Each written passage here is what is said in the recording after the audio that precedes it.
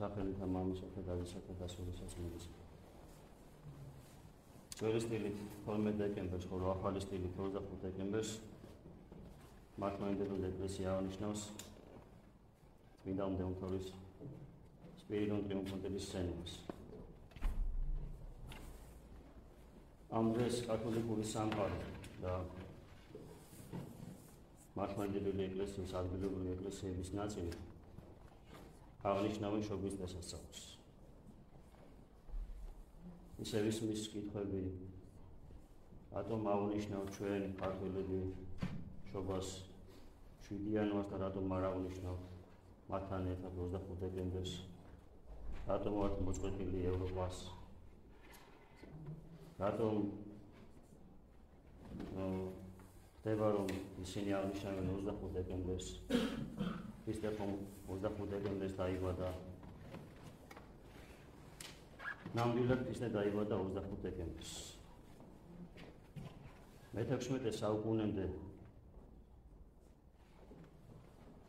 სანამ რომის საკრებულო ახალ კალენდარს შემოედებდა, მთელი ეკლესიისთვის მისაღები იყო იულიუსის კალენდარი, რომელიც რომის იმპერიაში ჯერ კიდევ ქრისტეს შობამდე შეიქმნა და რომის იმპერატორმა იულიუს კეისარმა დაამკვიდრა.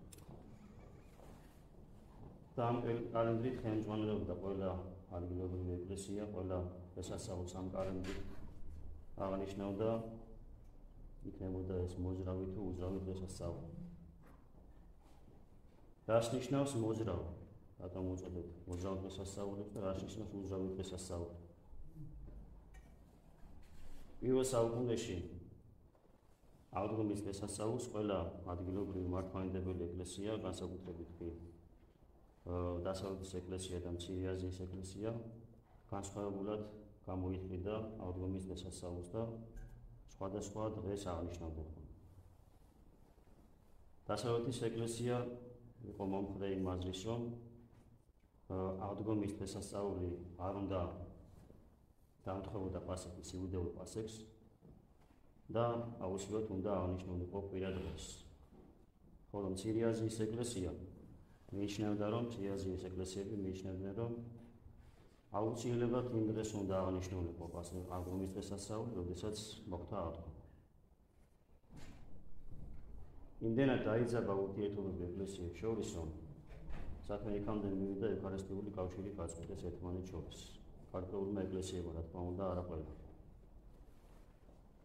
პირველმა მსოფლიო საეკლესიო კრებამ, რომელიც გაიმართა 325 წელს, სხვა მნიშვნელოვან კანონიკურ საკითხებთან ერთად იმშელა აღდგომის დღესასწაულის გამოთვლასთან დაკავშირებითაც და მიიღო შემდეგი დადგენილება. პირველი, აღდგომა უნდა აღინიშნოს აუცილებლად კვირა დღეს. მეორე,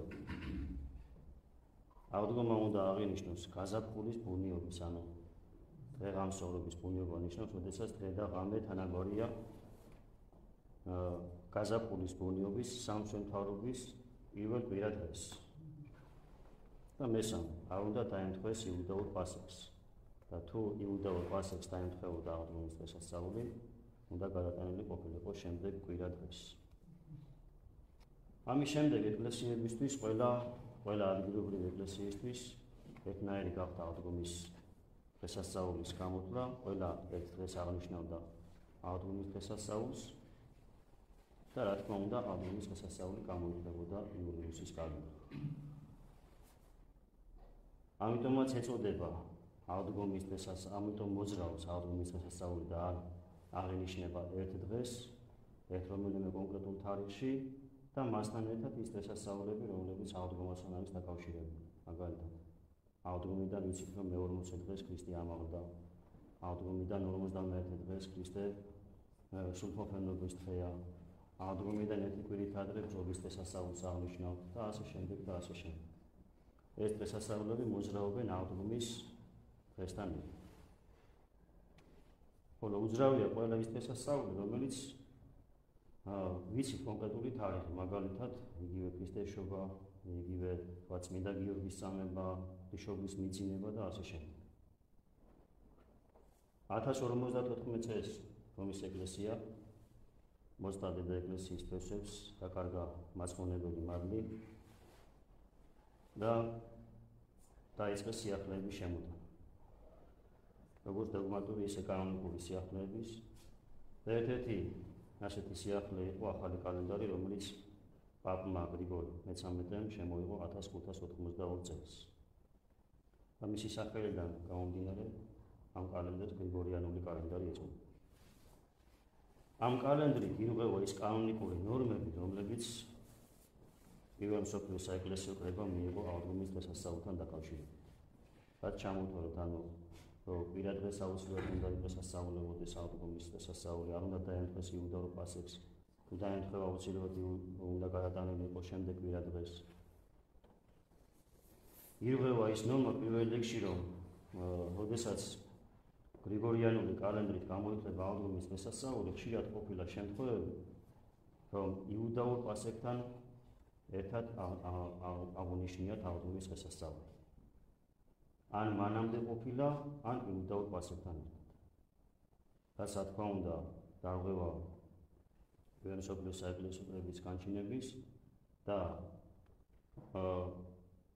რამდენჯერმე ხშირად ისე ყოფილა, რომ პეტრე პავლოვის მარხვისთვის დრო აღარ დარჩენილა.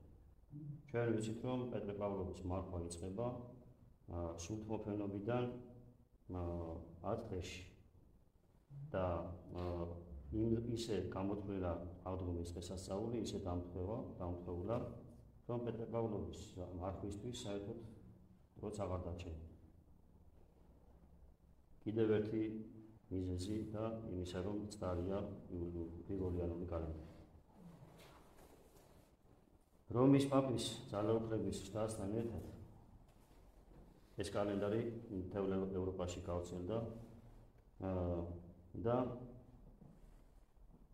ვიცით, რომ რომის პაპი თავის სარწმუნოებას ცესრით და მახვილით ავრცელებდა მთელ მსოფლიოში, განსაკუთრებულად ევროპაში, ჯვაროსნული ლაშქრობები სწორედ ამას ემსახურებოდა და ამ ყველა თქვათ დოგმატურ სწავლებასთან ერთად შექმნა ახალი სტილის კალენდარიც.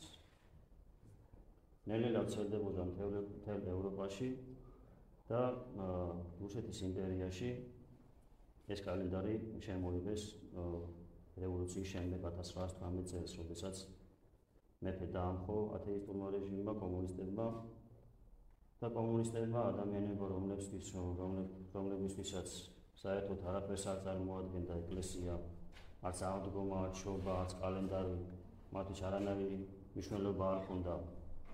ახალი სტილი იქნებოდა თუ ძველი სტილი იქნებოდა, ვიცით რა დღეში ჩააგდეს კომუნისტებმა ეკლესია და 1918 წელს შემოიღეს ახალი სტილის კალენდარი პერიში. რაც შეეხება მართლმადიდებელ ეკლესიას, აქ გრიგორიანულ კალენდარზე გადასვლა დაიწყო მე-20 საუკუნეში.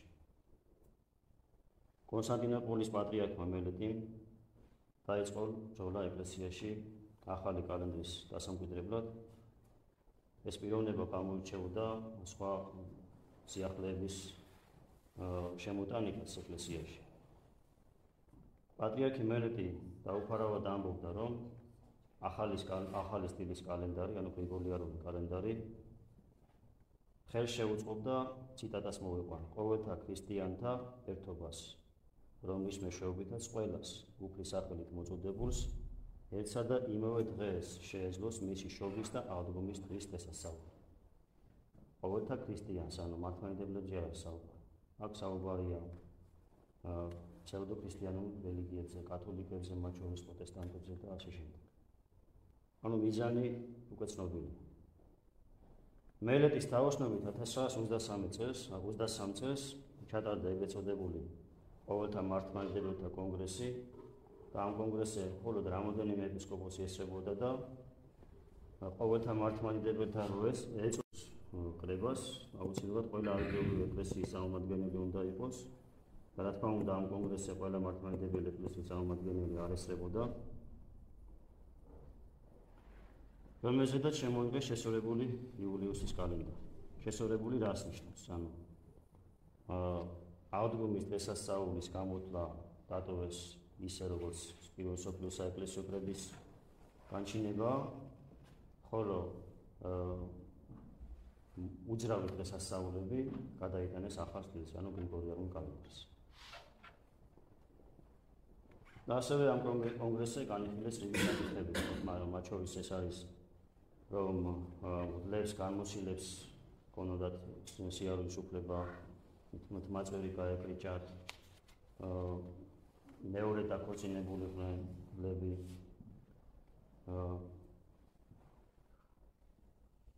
და მათ შორის ყველაზე ცუდი რაც არის, ანგლიკანებთან ერთობის დამყარება. აი, ეს ყველაფერი მეტყველებს იმაზე, ხასიათი, როგორი ხასიათის იყო ეს კრება და რა დანიშნულების იყო. ეს ყველა საკითხი რაც ჩამოთვლით, რა თქმა უნდა, ეწინააღმდეგება საეკლესიო სწავლებას. რაც შეეხება საქართველოს. მას შემდეგ რაც კომუნისტებმა 1918 წელს მიიღეს იულიის გრიგორიანული კალენდარი, ნელ-ნელა რუსეთის, ანუ საბჭოთა კავშირის შემადგენელ ქვეყნებშიც დაიწყო დამკვიდრება გრიგორიანულმა კალენდარმა და ათეისტური რეჟიმი, რა თქმა უნდა, ცდილობდა ეკლესიაზე ზეწოლით დაემკვიდრებინა ეკლესიაშიც გრიგორიანული კალენდარი. ხელისუფლება იერარქიაზე ზეწოლით ეცადა ახალი კალენდრის დამკვიდრებას, მაგრამ უშედეგოდ. სინოდის განჩინებით ეკლესია გადავიდა, საქართველოს ეკლესია გადავიდა გრიგორიანულ კალენდარზე, შესწორებული იულიუსის კალენდარზე, ასე ვთქვათ. მაგრამ რა მოხდა? თუ მანამდე ეკლესია მარიამობას აღნიშნავდა, თქვათ, ძველი სტილით 15 აგვისტოს და ამ შემთხვევაში დაიწყეს აღნიშნა ახალი სტილით 15 აგვისტოს, მრევლი ეკლესიაში აღარ დადებოდა. სამდელოება და მრევლი წინააღმდეგ სიახლეს და რამდენიმე წელიწადში ისევ სინოდის განჩინებით ეკლესია იძულებული გახდა მიეღო ახალი დადგენილება და გადასულიყო ისევ იულიუსის კალენდარზე სრულად. იულიუსის და გრიგორიანულ კალენდარს შორის არის 13 დღე განსხვავება. გრიგორიანული კალენდარი წინ უსვებს 13 დღით, ამიტომ დღეს იულიუსის კალენდრით არის არა 25 დეკემბერი, არამედ 12 დეკემბერი. ხოლო ნამდვილი 25 დეკემბერი არის 27 იანვარი. დღევანდელ დღეს, ანუ 25 პლუს 13 დღე. იულიუსის კალენდარი უკვე შემოღებული იყო რომის იმპერიაში, მაშინ როდესაც იესო ქრისტე დაიბადა. და ეს ნამდვილად იყო 25 დეკემბერს. და ქრისტე რომ 25 დეკემბერს დაიბადა, ამას გადმოსცემს მოციქულთა დადგენილებები, კლიმენტი ალექსანდრიელი თავის ნაშრომში გადმოცემს და წმინდა გარდამოცემა გადმოცემს ამას. ეკლესიამ დღესასწაულები გადააწყო საერო თარიღების მიხედვით, ვითაც შეინარჩუნა რეალური კალენდარი.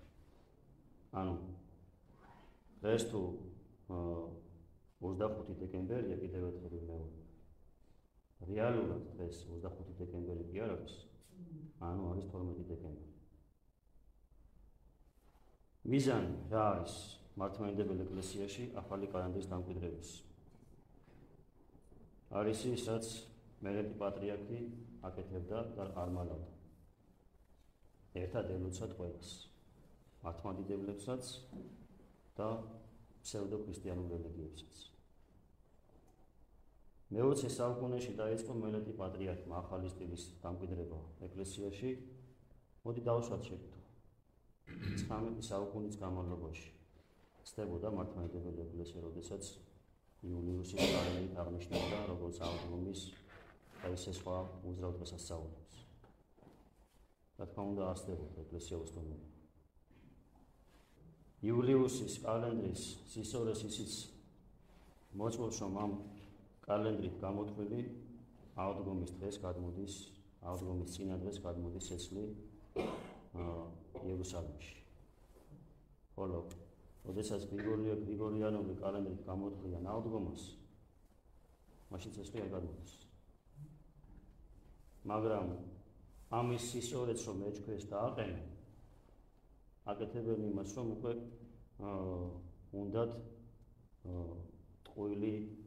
ტყუილა წარმოაჩინოს, ის რომ წარმოაჩინონ ცესლის გადმოსვლა იერუსალიმში. და ამბობენ რომ ეს ცესლი კი არ არის თურმე, არამედ იქ თურმე იერუსალიმის პატრიარქს ცესლის შეარდა აკურთხებს. რა თქმა უნდა ეს არის სისწრაფე. დღევანდელ დღეს 25 დეკემბერს არც უნდა მიულოცოთ კათოლიკებს ქრისტეშობის დღესასწაული, იმიტომ რომ არც მართლმადიდებლებს, რა თქმა უნდა, იმიტომ რომ არ შეიძლება ადამიანს რაიმე ერთობა და თანაზიარება ჰქონდეს წვალებებთან. რომ მიულოცოთ კათოლიკეს, რომ ქრისტე იშვა, არ შეიძლება. სხვა დღესასწაულებიც არ აქვს შემიძლია ეს შობა იქნება თუ აღდგომა იქნება. წვალებლებთან მართლმადიდებლებს არანაირი რელიგიური ერთობა არ უნდა ჰქონდეს. მიზეზი იმისა, თუ რატომ ვერ გადადიან და რატომ ვერ გადააქვთ აღდგომასთან ერთად სხვა მოძრავი დღესასწაულები ახალი სტილის კალენდარს. არის ნიკეის ანტიოქიის კრების პირველი კანონი, რომელიც ეპისკოპოსს, მღვდელს ან დიაკონს, რომელიც გაბედავს და იუდეველებთან ერთად დროის იუდეელებთან ერთ დროს აღასრულებს პასექს, ეკლესიისთვის უცხოდ აცხადებს. ხოლო ვერისკაცებს განაყენებენ თანაზიარებიდან და მოკვეთს მათ. ან ყოველგვარი სასამართლოს გარეშე ეს კანონი ეკლესიისთვის უცხოდ აცხადებს სასულიერობისაც და ვერისკაცსაც. ამიტომ უთხრიან ესე, რომ აღდგომის დღესასწაული და მასთან ერთად მოძრავი დღესასწაულები ვერ გადააქვთ გრიგორიანულ კალენდარს. უმრავლესობა, ვინც დღეს იძახის, რომ შობა 25 დეკემბერს უნდა დღესასწაულოთ და არა 7 იანვარს, არც იციან ვინ იშვა, რატო იშვა, რა წარმოადგენს შობის დღესასწაული. მათთვის ერთადერთი მიზანი არის ის, რომ ეკლესიის შიდა საქმეებში ხელები აფათურონ, ეკლესიაში სპორტი შემოიტანონ. 25 დეკემბერსაც რომ დღესასწაულოთ შობა, არც ამას არ ექნება მათთვის რაიმე მნიშვნელობა. არც მაშინ არ მივიდნენ ეკლესიაში, არც მაშინ არ გაეკვევიან იმ საკითხში რა ვინ არის ქრისტე, რატომ იშვა ქრისტე, რატომ მოევლინა სამყაროს. დღევანდელ დღეს პატრიარქის აღსავგრების 57 წელი. მინდა მიულოცოთ ჩვენ პატრიარქს დღევანდელი დღე, მეთმა დალოცოს, გააძლიეროს, მეთმა მისი ლოცვებით შეგვიწყალოს და პატრიარქი ჩვენთვის არის მაგალითი, თუ როგორ უნდა ემსახურო ღმერთს და თუ როგორ უნდა დაგეზავნოს ადამიანს ეკლესიაში სიარული, როგორ უნდა დაგეზავნოს ღვთისმსახურებაზე დადგომა, როგორ უნდა დაიღალო ღვთისმსახურებაში. ამ ხნის ადამიანი მიდის მსახურებას ესწრება, ლოცულობს თავისი ერისთვის, თავისი ეკლესიისთვის და ამის მერე როგორ უნდა თქვა ადამიანმა, რომ აი ვერ წამოვედი ეკლესიაში. დავიღალე და ვეღარ წამოვედი. ან სხვა რაიმე მიზეზი. მეთმა დაიზოლება მისის ჩვენს პატრიარქს და მეთმა დაიფარო ჩვენი ეკლესია, ჩვენი პატრიარქის ძალიან დიდი დამსახურება არის ჩვენი დედა ეკლესია, საქართველოს მართლმადიდებელი ეკლესია, სწორ გზას ადგას, სამეურვო გზით მოძრაობს, სამეურვო გზით მიდის და ყველანაირად ცდილობს, რომ ის სიახლეები, რასაც ცდილობს შინაური თუ გარეული მთელ ეკლესიაში დაამკვიდროს, ამ სიახლეებისგან გვიცავს. მეთმა დაგლოცოთ ახლა.